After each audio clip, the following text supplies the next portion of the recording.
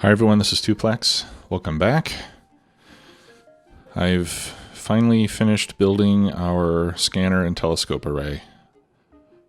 This took a long time to build, let me tell you.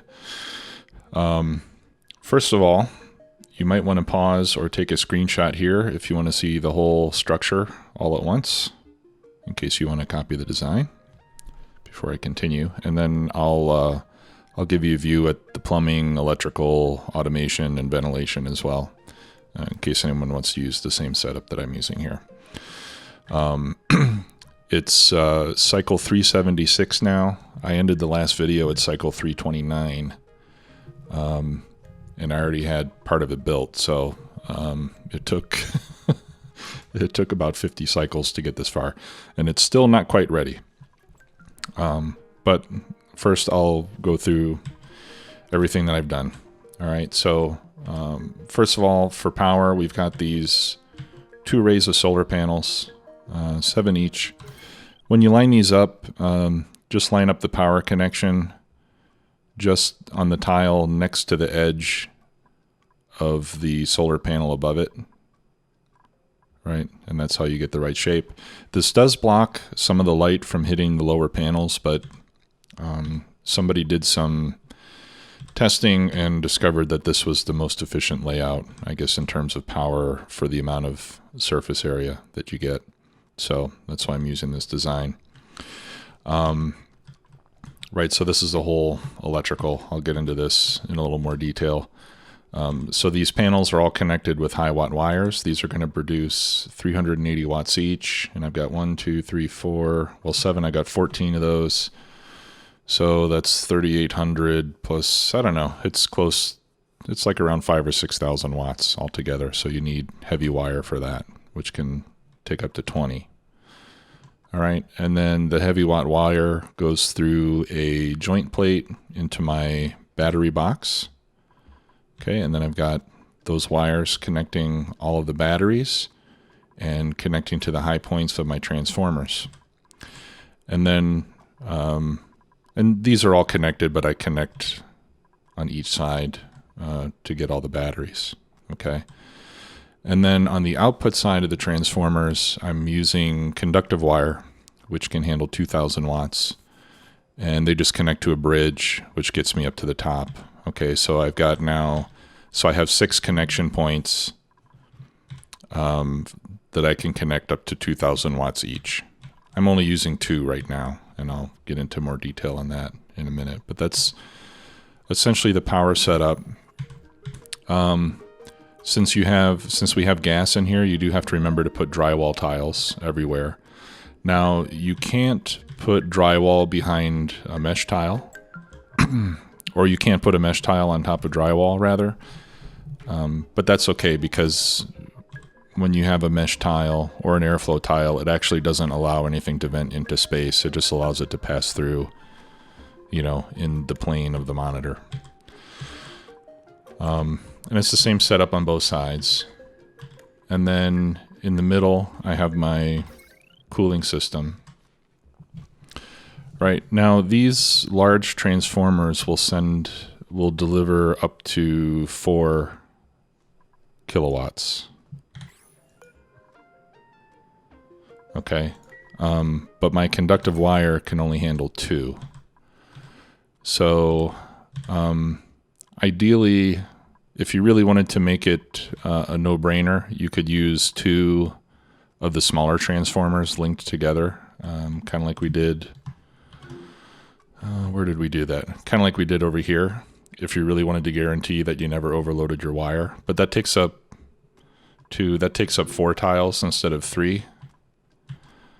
So I did it this way, but I just have to do the math and make sure that I don't connect more than 2 kilowatts worth to each of these outputs to prevent anything from overloading.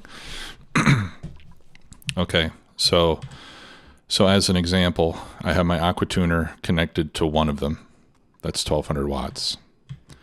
My steam generator I have connected to with the high watt wire as well, so it can provide power in along with the solar panels.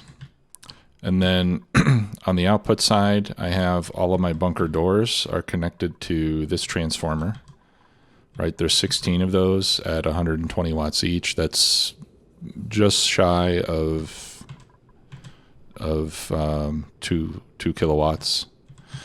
And then on the other side, I've connected all of my robominers. There's 1, 2, 3, 4, 5, 6, 7, 8. There's 9 of those, which is a little over 1,000 watts. And then I have my 2 scanners and my telescope. So this is all less than 2,000 watts as well. So right now I'm only using those 3 power outlets, and I have 3 more available in case I want to connect additional devices at some point. Okay, now inside this box, I've been filling it slowly with hydrogen. So you can see there's nothing but hydrogen in there. Again, before you start adding hydrogen, make sure that you got drywall everywhere. Otherwise, it'll leak out. It would be easy to miss this tile. And it's easy enough that I actually did it at one point, and I was just dumping lots of hydrogen into space. So make sure you have all that plugged up. Okay, so that's electrical. Let's look at the plumbing real quick. Now, I know this might look kind of complicated, but it's really not too bad. I've got a tank with some petroleum in it that I'm using for coolant. Okay, I just added it from here, from a pitcher pump. This is where my refinery is, down in the starter base, and I'm just emptying some of it here so I can put it into bottles if I need to. So that's how I got the petroleum up. It took a while, but I was busy building other stuff anyway. Okay, so I got petroleum here. It comes out of the storage tank. It goes through my temperature sensor for the aqua tuner. It'll get cooled if it needs to, otherwise it will bypass. And then it goes through all the batteries and transformers with radiant pipe. It passes by the steam engine with radiant pipe, and all these batteries with radiant pipe. Okay, so that's what keeps the battery box cool. And then just with regular pipe, it goes up here. And then behind, I've got a bit of radiant pipe behind every single one of these robominers. Okay. Now, and then it just returns back into the tank. Okay, so it's just one big loop, which you can see if we just let it run. Right, no big deal.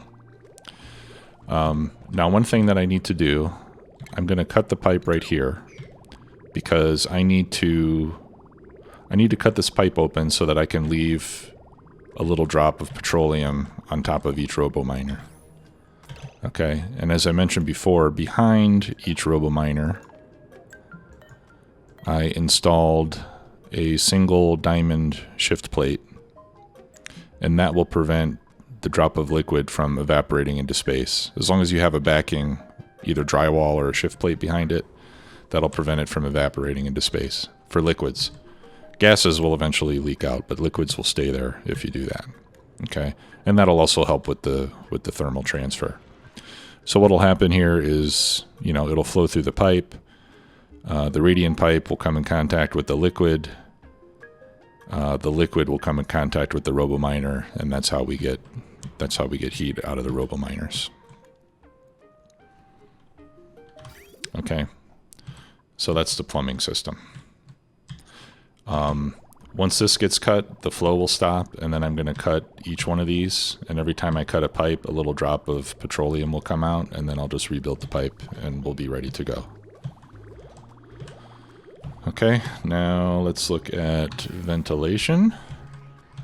The ventilation is pretty simple. I just built a little electrolyzer down here with a pump. I send it into a gas filter. Okay, the hydrogen comes out this pipe and goes into this tank, and then the oxygen proceeds into this tank. Okay, so I've got one tank holding oxygen, one tank holding hydrogen. And I know this looks really complicated, but okay, I just have an oxygen line coming out. One of them goes up to my telescope, and the rest of the oxygen goes down into the base, because I'm making far more oxygen than I really need for that telescope, even just with the single thing here. And for the water, I'm just getting water here from the steam vent for the electrolyzer. And then I just put 2 switches just so I can easily turn the pump or the electrolyzer on or off if I need to. Okay, and then the hydrogen comes out here and goes up, and then it just goes into my battery box, which is very slowly filling up. Like I said before, I'd like to get around 2,000, 2,500 grams of gas pressure in there. But even with 600, that's going to help a lot with the cooling. All right, because we need a cooling medium inside there. Okay, and then this setup, this is the same, this is my chiller. This is the same setup as I've done in other parts of the base, right? Just the aqua tuner, the water chamber, a little bit of polluted water, a little bit of clean water, and the steam engine above it. So this will heat up and make steam as we use it to cool down our petroleum liquid. All right, let's see here. All right, so oh, son of a, this is empty. That can't be empty, otherwise it won't work. Okay, well, let's do all the other ones. So I'm just going to issue an order to deconstruct that one little bit of pipe everywhere. I'll give it a high priority so we don't have to wait forever. And you'll see after that's done, there should be a little drop of petroleum that remains. Okay. Now, another thing I did is I had to break through the abyssalite here. And again, I want to prevent these shovels from getting into the base. They can't pass through the abyssalite, so I just put some lead tiles here so they can't pass through that either. And I also put a pneumatic door, which my understanding is they can't pass through pneumatic doors either. So really they'll be stuck over here, because I have at least a 2-tile gap between the ground and any of my other structures. So none of the voles from this side should be able to get in. And then from this side, I also have lots of gaps that they shouldn't be able to jump across. So we should be safe. All right, so let's see what happens here. Okay, so now if we hover over there, you can see that there's 316 grams of petroleum sitting there, and that's all that we need. Okay, now let's rebuild it. I'm going to go radiant pipe. I'm using lead here for the radiant pipe, which is fine because the pipe is never really going to get over 30 or 40 degrees if we do this properly, so. Okay, now this section of pipe unfortunately is empty, so I'm going to have to get the fluids flowing again before I can do that one. All right, and let's give it a high priority so we don't have to wait around too long. Okay, now let's look at the automation. There's really not much to the automation piece. I have a thermosensor on the aqua tuner, so I set that to 30 degrees, so that'll be the target for my coolant. For the batteries, I connected them all with automation wires just so I don't have that red signal saying that there's no automation connection. But I'm not doing anything with it. Over here on this side, I mistakenly hooked up the transformers as well to the same wire. I'm not sure what that's going to do. Hopefully that won't cause a problem with these transformers. Really, I wanted it to be like this, but I wasn't paying attention and I went all the way across. And now that I've already got hydrogen in here, I don't want to try to fix it. All right, so that's really all the automation that I have down here.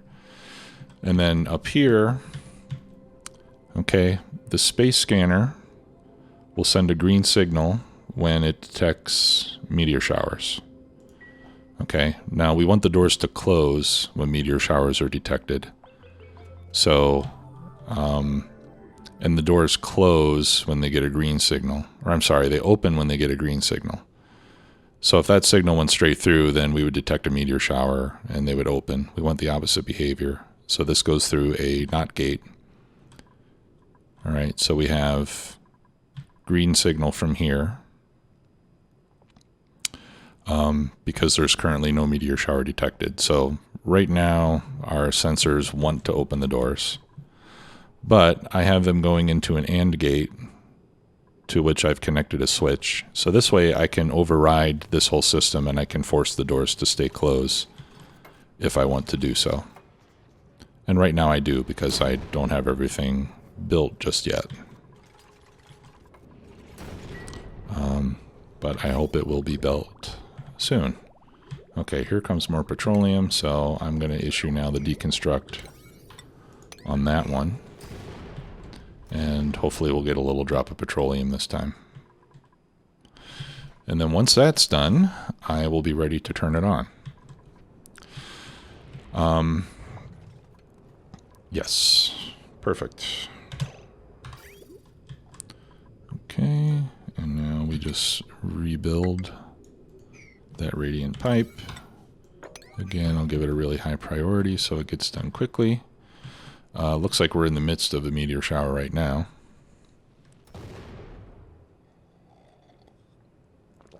So I'm going to wait for that to stop before we try to open the doors. Now here's the thing, I don't have any power in this system right now. Right? There's no electricity, the batteries are empty. So when I give the signal to open the doors, they're going to open very slowly because they don't have power. But then once some sunlight starts breaking through, the solar panels will start generating power and we'll be able to get it going. And without power, the robo-miners are not going to work either. So this regolith is going to fall down and it's going to block a lot of the light. So what I've done is I built some little staircases here so that I can get up on the surface.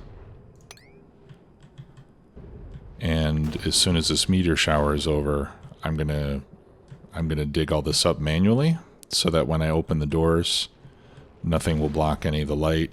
So at least the first time we'll be able to get things started up without too much problem.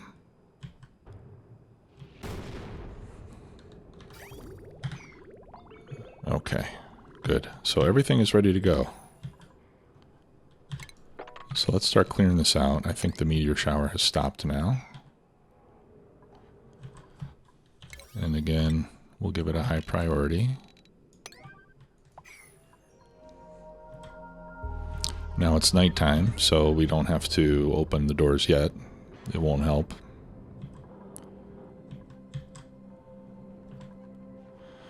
Right, and then once we get some of this regolith dug out, I will flip the switch and we'll let the doors begin to open. I also want my guys to get out of there. Alright, so this little staircase, it should still protect anything below and allow me to dig myself up onto the surface.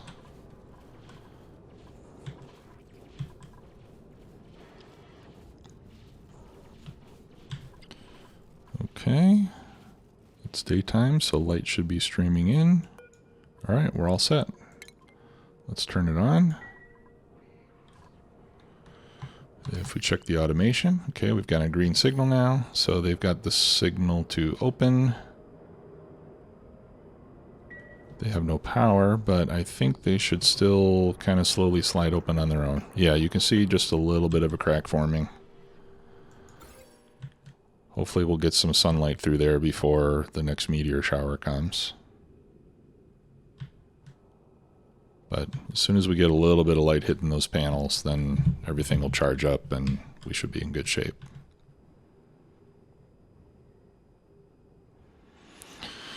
Gosh, that's slow, isn't it? And then at that point we can just leave it. You know, with 2 scanners, we should be able to always close the doors before the meteor shower hits, and we really shouldn't have to worry about it. I've got enough batteries, I think, that I'll be able to continue to power things while the doors are closed and at nighttime. So this should be a fairly low maintenance setup once we get it going. Now, when the doors are opening and closing, they're either they're either all the way open or all the way closed until the animation finishes. So right now technically they're still closed, even though you can see a gap, until they're 100% open, and then it'll let the light start to come through. Any day now.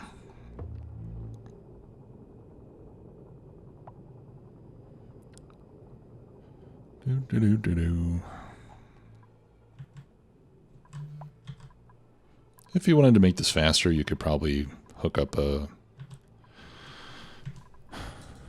manual generator or something, just to give it a little bit of juice, but we only have to sit through this the first time, hopefully, and hopefully it'll get done before nighttime.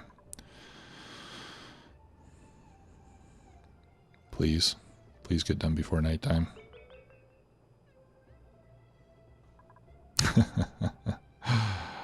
We might run out of light.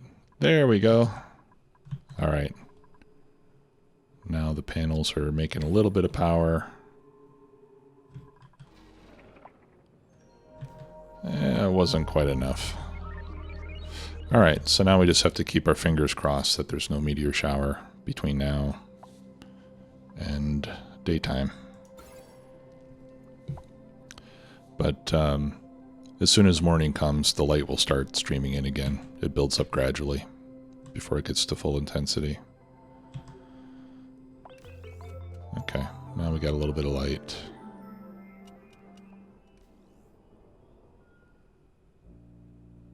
Okay. And now we have a lot of light. These still say no power. Have I cut a power cord by mistake? No. Okay, I guess there's just not quite enough power until we get some charge in these batteries. Or until the transformers charge up, perhaps. Yeah, we can see this transformer is not completely charged yet. But hopefully it will fairly soon.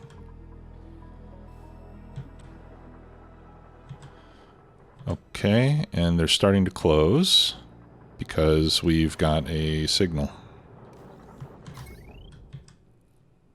Okay, scanning network. Door is locked. What door? Okay, yeah, not quite enough power to get it closed all the way. It might take a few times before we charge up enough, but this should, even though it's not closed all the way, I think it should still act as a closed door and protect any meteors from coming through.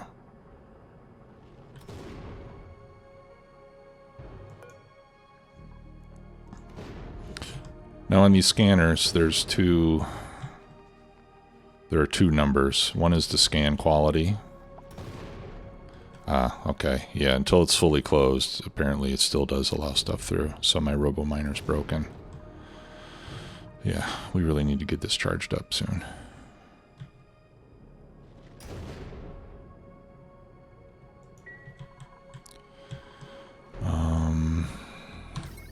One thing I could do is I could perhaps connect a power line from down here to just kind of get things started. I might need to do that.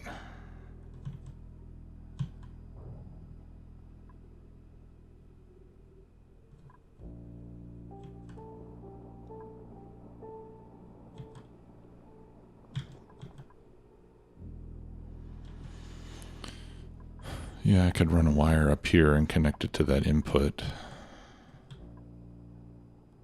Start putting some charge in the batteries. Well, let's do that.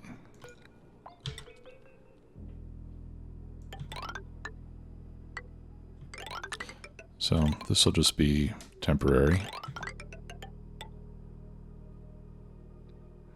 No, I don't want to connect it directly to that, do I? No, I don't want to do that, because then that whole wire will overload. Alright, let's see what happens.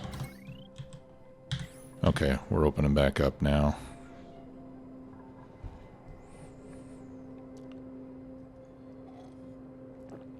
But yeah, I might need to hook up a couple coal generators or something to get this started. So why don't I start doing that? Where can I put these?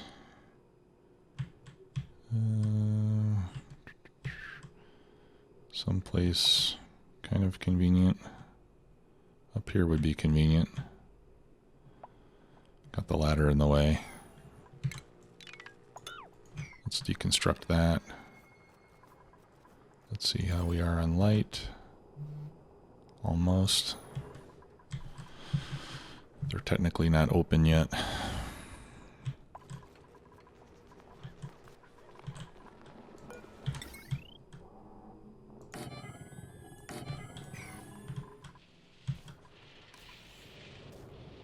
Okay, now we're powered up. Now the doors have enough power to close again. And we're starting to get a little bit of a charge. And they're closing again. Crap.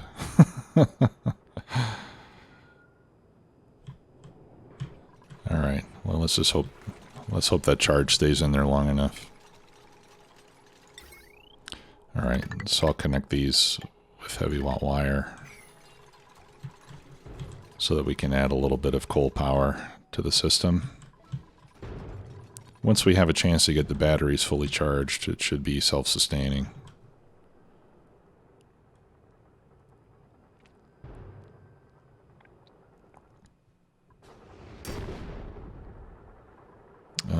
I don't think I want to do that. They don't have power, so they're not scanning, but meteors are still falling and the doors are starting to open.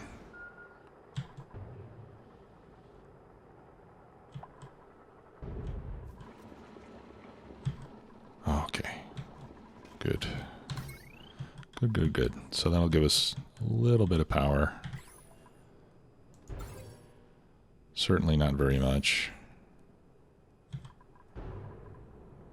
Are they closing again? No, they're still trying to open. Oh, please don't open all the way.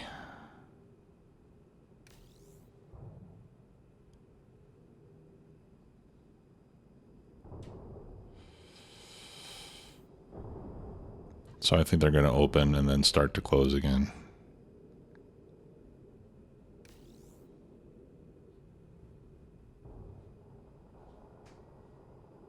And the meteors will begin to destroy all my stuff.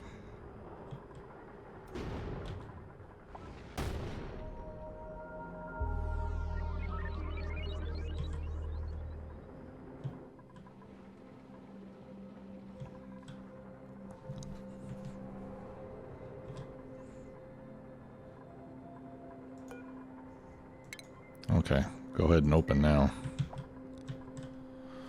When you don't see those things streaking through the sky, then there's no meteor shower.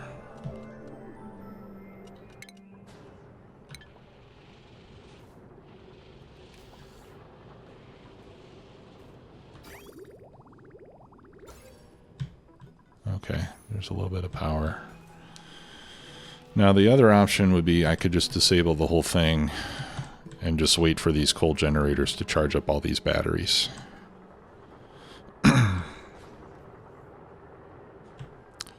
Because this all would work better if the batteries were charged fully before we start.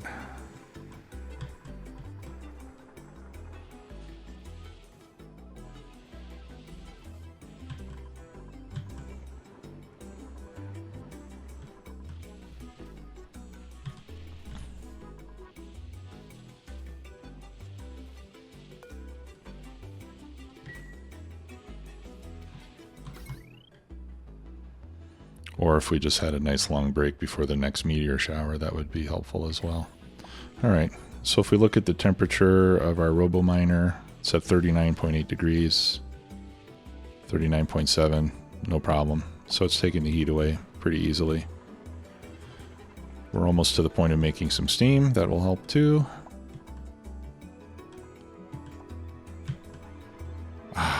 Now the batteries are fully charged. Wonderful, wonderful, wonderful.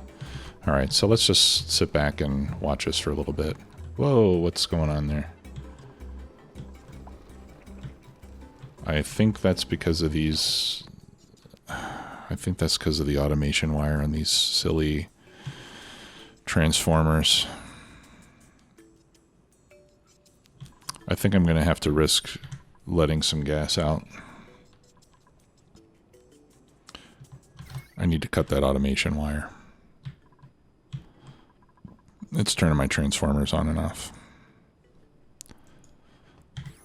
Alright, so I'm going to cut that tile.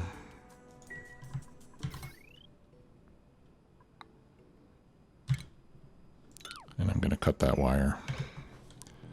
And I'm going to give that emergency priority. Because that's silly.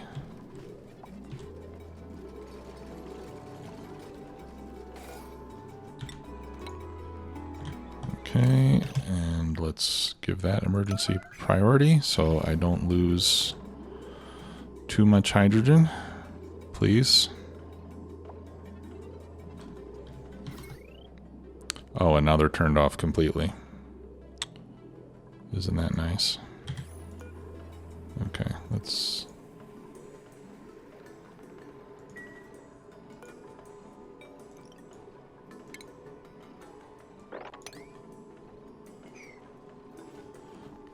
This is an emergency, guys. Yeah. I'm sure you're hungry.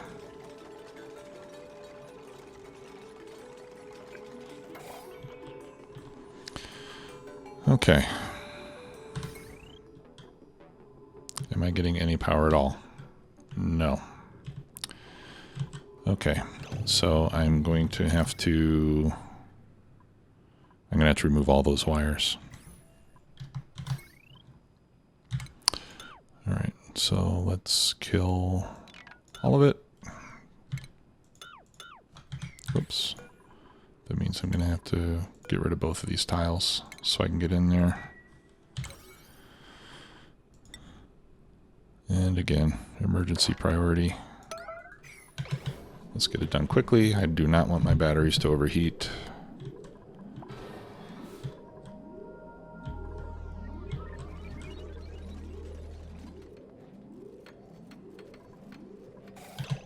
Okay.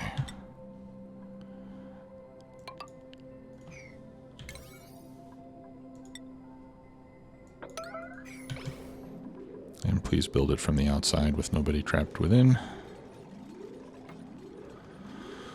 Okay, well, I lost a little bit of hydrogen, but not too much. And my batteries are still a decent temperature, so I think we're good.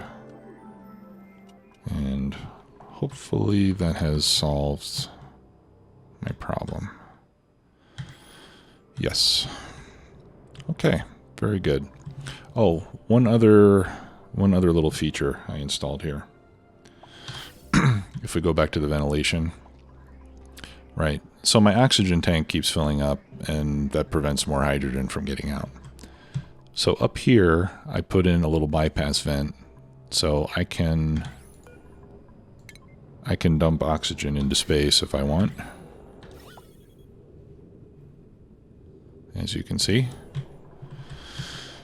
That'll drain oxygen out of this tank and allow more hydrogen to get through into my battery box.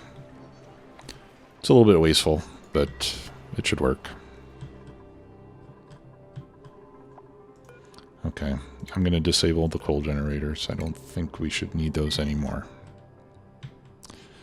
Okay, so now let's get to what the point was of all this, which is to run this telescope. We have the doors open so that we can see the night sky, and that's what the telescope is for. Okay, so we click on the telescope, open the star map, and these are the first two spaceship destinations that we can start to analyze. So we just click the Analyze button, and our researcher, which hopefully I have given, astronomy researching. She is going to come up here. What is this?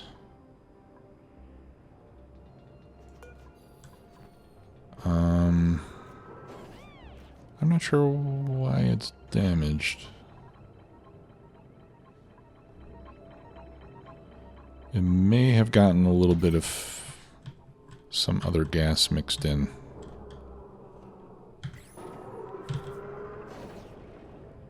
Okay, so I'll stop dumping the oxygen. Okay, so that was quick, wasn't it? So now we can see that that object is a carbon asteroid. We can see some information about it. We know that it has refined carbon, coal, and diamond. So if we send a rocket with cargo bays, we can bring some of that stuff back. And we also know that it has 2 other items that we can't identify yet.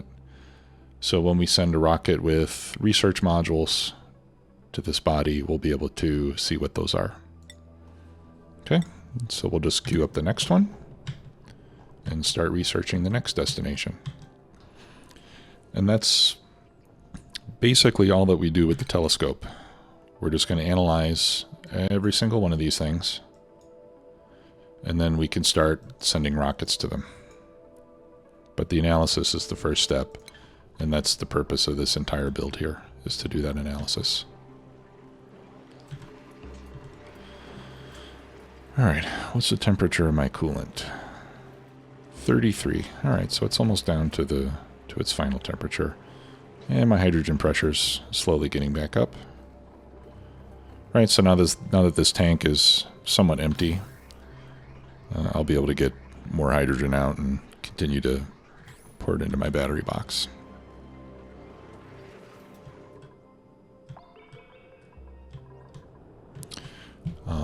And I'd like to wait for the next meteor shower so I can see how all this behaves when I've got a full charge on the batteries. Hopefully we won't have any problems. So we'll just keep an eye on it for a few minutes.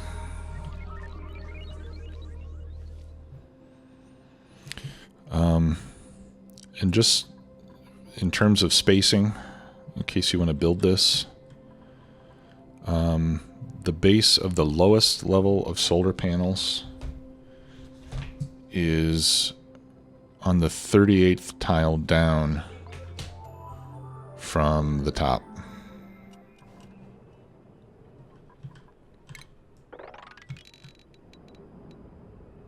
$38. Okay, so top tile to this tile is 38. That's how you know where to put that. From here to the ladders is 3 tiles. From the ladder to the first mesh tile is 4 tiles. And then 1, 2, 3, 4 tiles again to these mesh tiles. Okay, this one has the same stuff. We got 2 carbon asteroids. Let's see what that one is. Now, once we start to send rockets out, which actually we can start to work on now that we have the closest destinations already analyzed. Those are going to be our first destinations. What was I saying? Oh, yeah. So we're going to build, our first rocket is going to consist of essentially all research modules. And then when the rocket comes back, it's going to bring back data banks, which we can then use in the Planetarium to finish the research that we have remaining. Here, let's see how we're doing there. Yeah, it's already 60% complete. So this telescope analysis goes by very quickly, as you can see.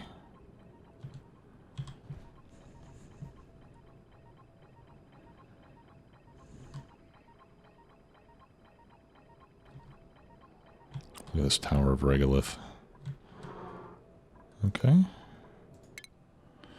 What's that one? That is a oily asteroid. So that one has methane, carbon dioxide, crude oil, petroleum, and 2 other things. Now some of these will have materials available that are not on our asteroid. Things like thermium and niobium, I think they're called. And those things will allow us to build stuff that can withstand very high temperatures. So that'll give us the ability to get in some things that, you know, that we can use to use magma and things of that nature to build things. So that'll open up a lot of possibilities. Just want to check my miners. These are all quite cool. I don't know how it's 25 degrees. How's my petroleum getting so cold? Okay, we're down to 28. I guess it overshot. Well, the aqua tuner can only decrease the temperature by 14 degrees, right?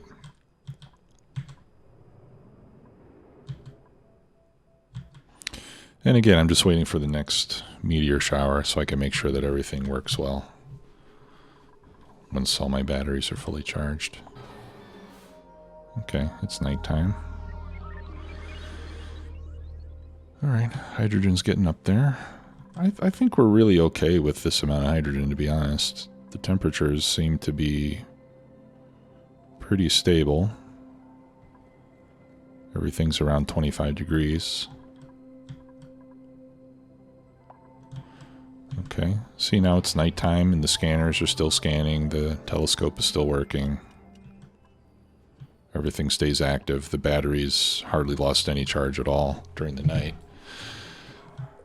Now, once the doors and the robominers start working, that'll consume a lot more power, of course. But for now, we're doing pretty good. When I built this the first time, I didn't have 2 battery boxes. And it wasn't enough. I was frequently running out of charge in the batteries. Whoops, I don't want that. I want this.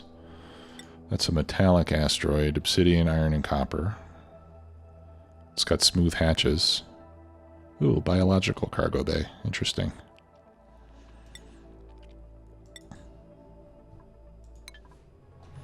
Okay, so while we're waiting, I want to put my rocket down here, my rocket silo over here. So the rocket silo, we're going to build, the bottom of the rocket silo is going to be 55 tiles down from the top. Okay, 55. So this is the bottom. I think I'm going to put the abyssalite I can leave. I think the rest of this I'm going to want to put some bunker tiles. I really need to make more steel. I need to make a lot more steel, actually, because the rocket parts are going to consume steel as well. What do these take? These are 100 each. And then the rocket itself is going to need a lot of steel. I'm going to have to rebuild a lot of this stuff. Alright, but for now, let's just save as much steel as we can, and I'll build the base with minimal ingredients. We'll take advantage of the abyssalite. I'm going to deconstruct all these ladders. When the rockets launch, that's another oily asteroid. When the rockets launch, they create a lot of heat, and it'll build up. So the ladders that we put next to the rockets, we're going to make those out of obsidian so that they don't overheat. How did petroleum get in there? It must have dripped down from above. Whoops. Okay. Check out the home base. Yeah, no thanks. Let's see how we're doing on food. Just to be sure. I stopped eating all this other garbage, so I want to make sure we're continuing to make enough to eat. Alright, we've got 291,000 calories of omelets and no barbecue. So I've eaten all the barbecue. That kind of surprises me. Because I should have more than enough critters for barbecue. In fact, there's some meat up here.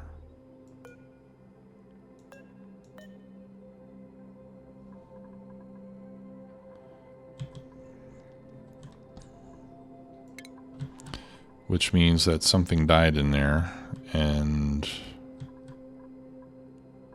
yeah, I mean the meat doesn't get picked up, obviously. But what I can do, actually let's cancel that. I'll set these conveyors to accept meat as well.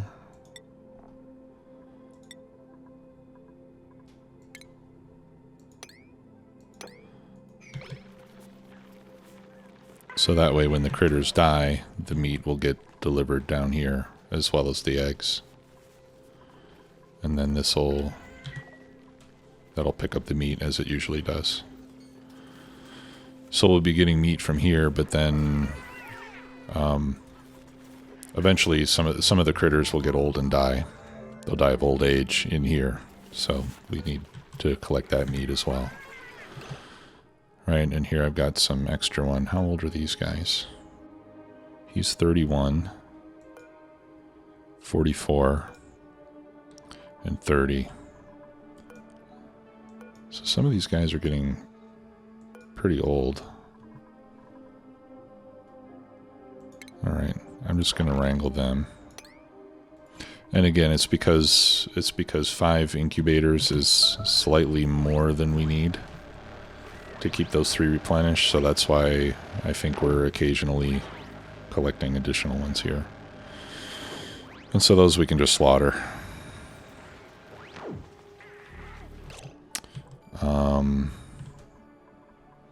And then that meat,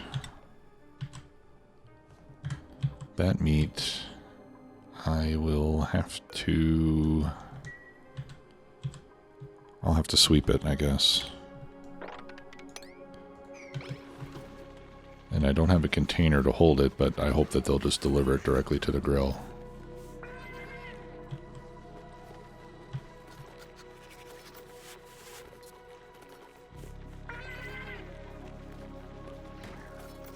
We'll see what happens.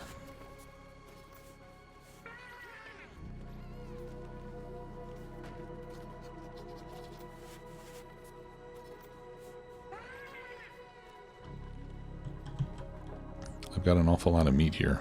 How much do I have? Oh, you know what? Let's go see if we're... I don't want to miss the meteor shower.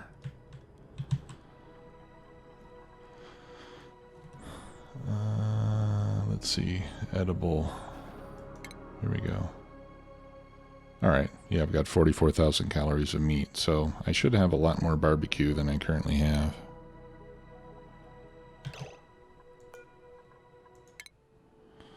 Alright, that's another oily one. Let's see if we can start finding some of those rarer materials. Alright, that's the planetarium, which is not hooked up to power yet because I can't use it yet. What are we doing here? Barbecue. So I'm assuming that my dupes are eating all the barbecue as it gets made. And only eating omelets if there's no barbecue.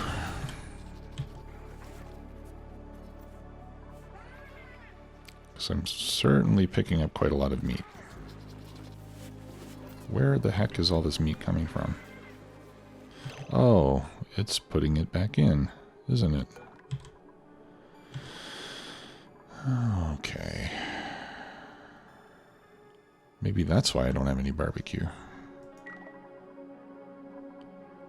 Yeah, this should be out of range of that. I need to build this. I need to move this over by 1 tile.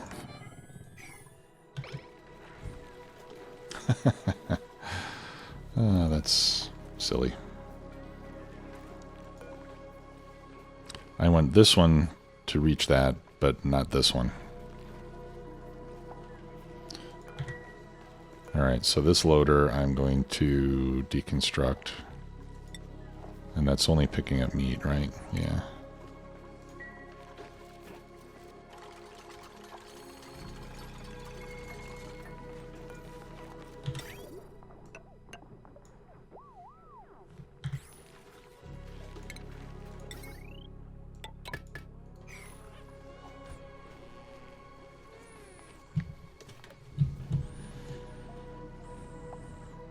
So all it was doing was picking it up here, putting it in there, and then picking it up again when it came back out.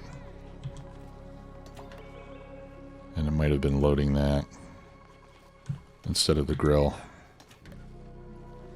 Okay, now they're eating omelets. What, you don't like your omelet? Come on. I would be thrilled to have an omelet.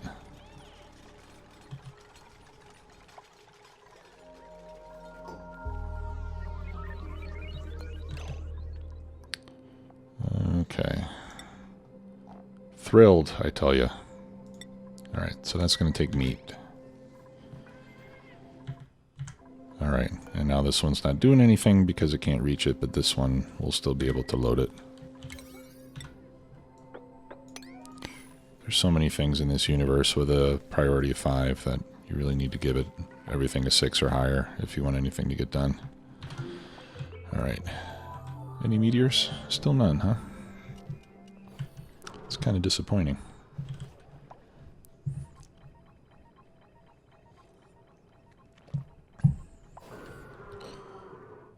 Okay. What was that one? Rocky asteroid. Okay, still just generic stuff.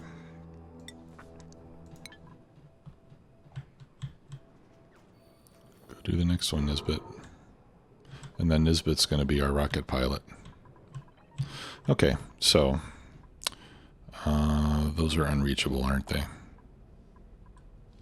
Okay, so we've got our base built, or the base of the structure, I mean. Alright, so to deconstruct all this, I think I'm going to need to build...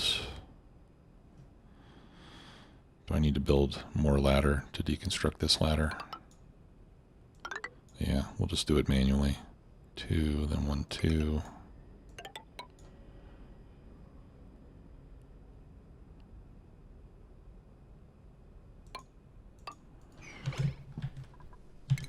Okay. I think that's already started to be deconstructed.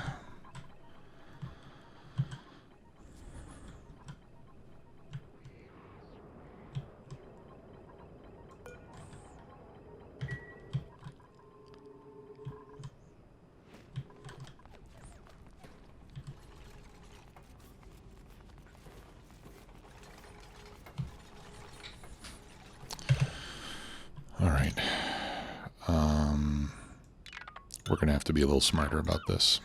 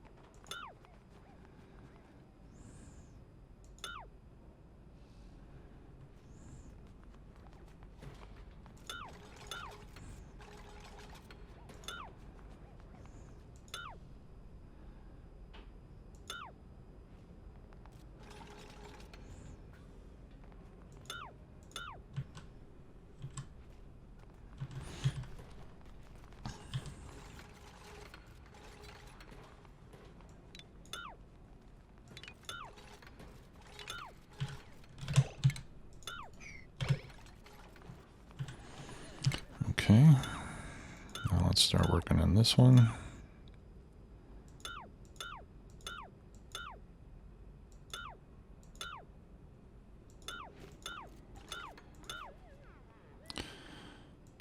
That one can be destroyed completely. And again, I'm tearing the ladder down because, okay, here's a meteor shower. Great. Okay, so door's closed. We still got plenty of charge. So let's watch this, and then we'll watch it after the doors reopen. You can see the little indicator on the scanner. Okay. So that's done. The doors reopen much more quickly now that we have power. It's still nighttime. The regolith falls. The miners clean it up. The scanners go back to scanning.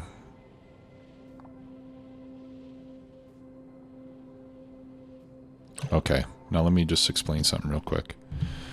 This scanner says scan quality 100% and scan network quality 26%. This one says scan quality 57%, scan network quality 26%. Now, the scan quality is how well that particular scanner has a view of the sky. Right now, the quality is less than 100% because we've got a regolith here. And that's being cleaned up.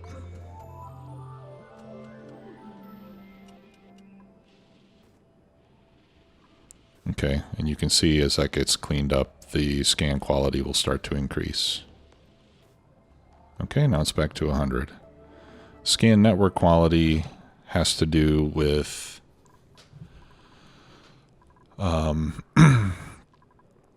with how many scanners you have. It's like the collective quality of all of your scanners. So with 2 scanners, you have a scan network quality of 33%.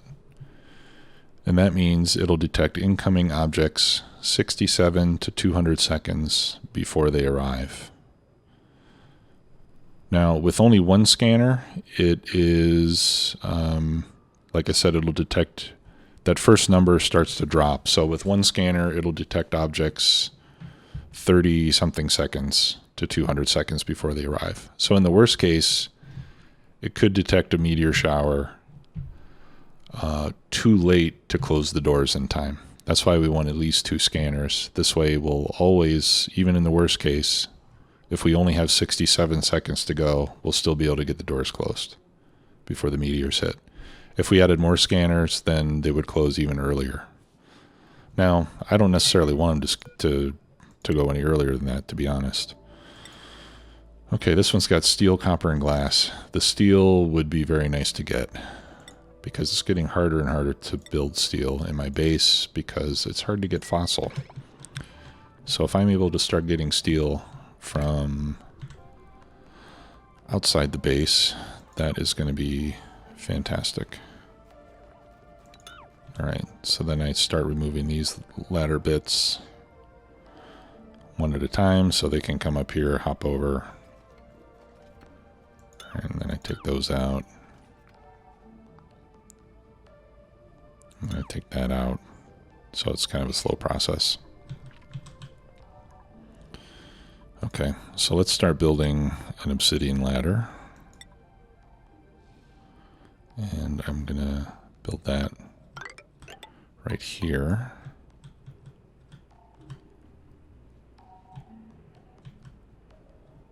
Alright, and I'm going to want that. That's where my obsidian ladder is. So the other thing that I need to do is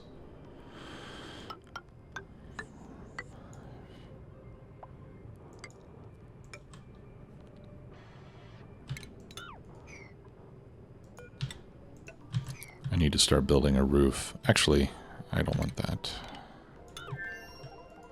I want my rocket.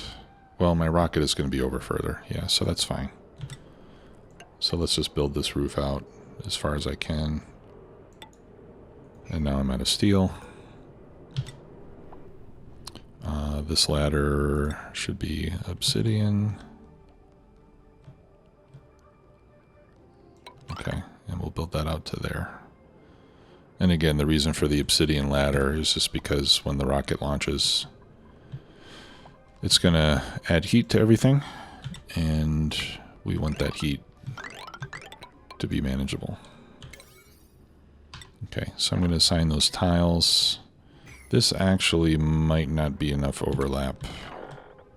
So let's hold off on that section of the ladder, because I don't want it getting hit by asteroids coming in at an angle. Okay, and then in the meantime, we need to queue up. I need to queue up iron production. I'll just do 99. And I need to queue up steel production. And I'll do 99 of those. And I'm going to give these both a high priority.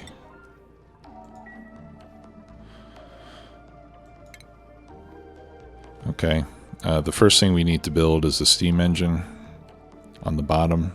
That takes 2,000 kilograms of steel. We're going to put on 7 research modules, which is 200.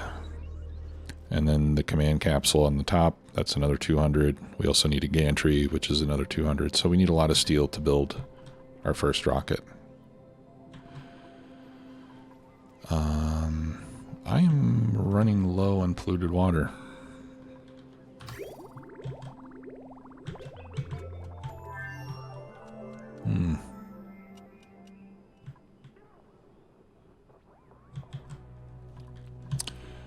Let's see, if I break this, that'll come down here, splash over the side, and it'll run in there. Let's do that.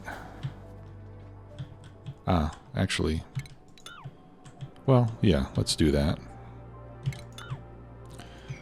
And then I've got polluted water here, which I can dig out.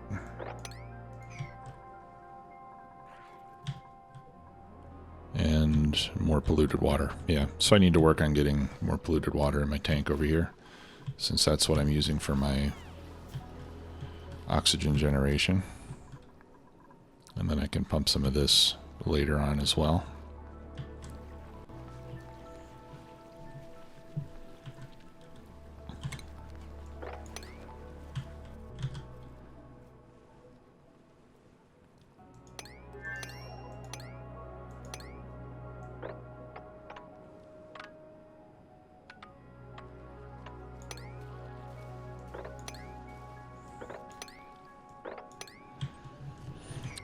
What have we got here? A natural gas geyser.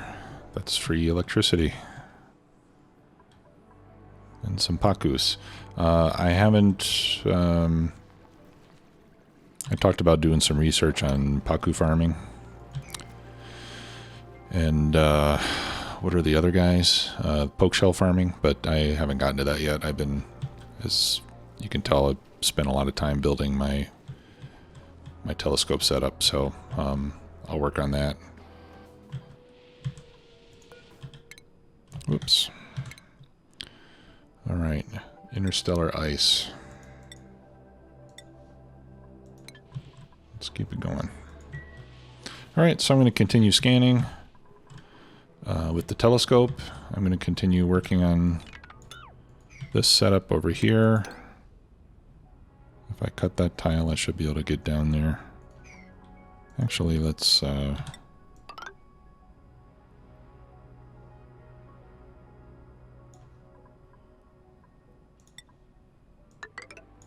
build over to there with obsidian ladder. Oh, they can't get over here because of my staircase.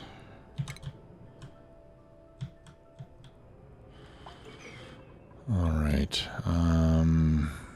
let's see. I don't want that steel to fall down. So let's build some mafic rock there. And then I can disassemble those. Because if they fall here, they're going to be on top of all that regolith, and I really don't want to mess around with digging all that out right now. There we go. Now we'll be able to get to it.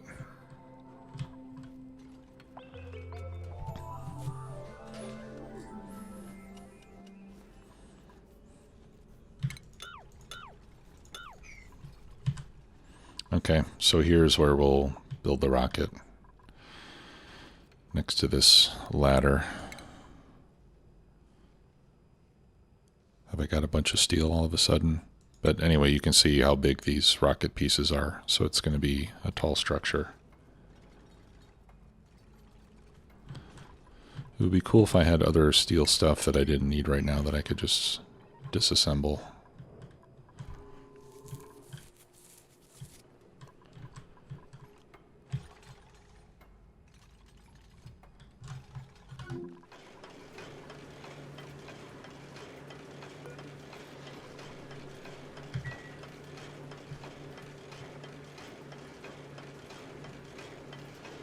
Just need 2 more cycles of steel, and then I will be able to build the rocket engine, which I think would be cool to do before we finish today. There we go. That's 1,400. Oh, I need 2,000. Okay, we're not going to be able to do it today. Sorry about that, guys. We'll get into rocket construction next time. All right, thanks a lot for watching, everybody. We'll see you all next time. Bye-bye.